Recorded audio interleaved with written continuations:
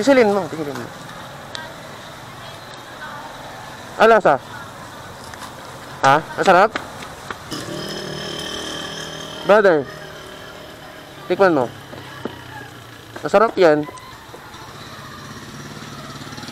Itong dalawang batang to, nakikita niyo mga kapatid. Ayan.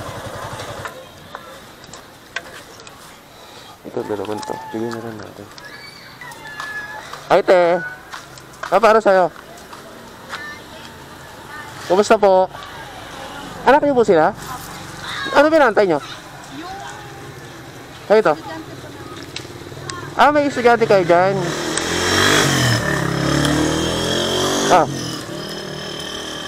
Brother, tikman mo.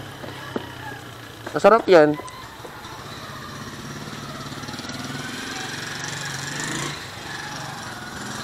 Lasa? Tikman mo. Masarap. Ma'am. Ito. Ayun na.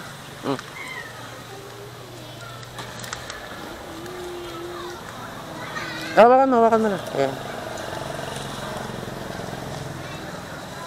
Pisilin mo. Alasa? Ha? Masarap? Ilan taon na po siya, ma'am? 4 po. Siya po? 1. Yung anak niyong nandyan? Siya yung panganay. Oh. Tingnan, tuloy na ako. Thank you.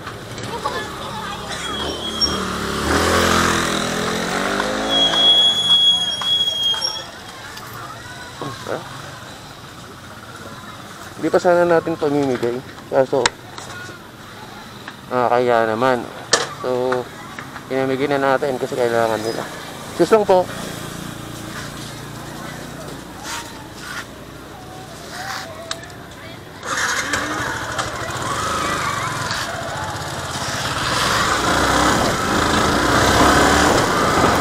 Ayun, ubos. Sa Diyos ang papuri. Huwag po sa akin.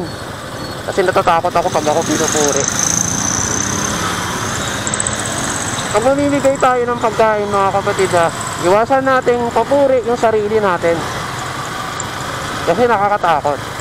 So pag namimigay ka, pasalamat tayo sa Panginoon. No, God is good. Kasi siya yung nagbibigay ng binigay natin. Tayo ay instrumento lamang. Huwag nating kalimutan.